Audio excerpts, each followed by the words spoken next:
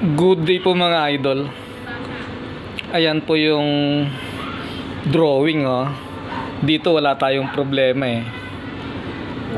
nakalagay lang sa drawing outside diameter, inside diameter at saka height.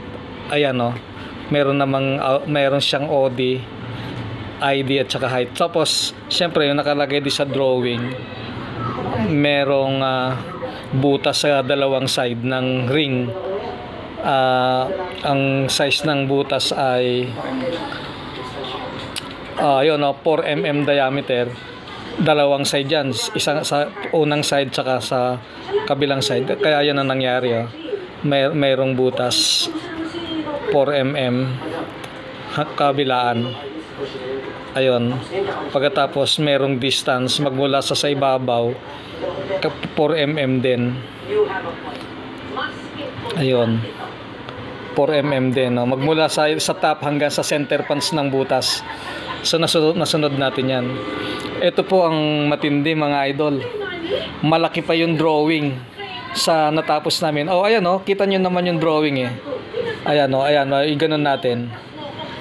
Ayan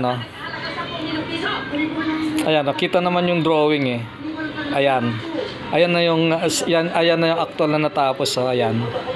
Ayan, malaki pa yung drawing sa finished product.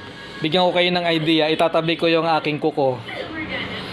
Ayan malaki pa yung kuko ko dyan sa finished product na yan. Ayan malaki pa yung drawing kaysa doon sa finished product. Nakakatuwa mga idol. Hindi namin tinatanggihan yan. Basta the price is right, sabi nga. Yun lang po. Salamat. Bye-bye.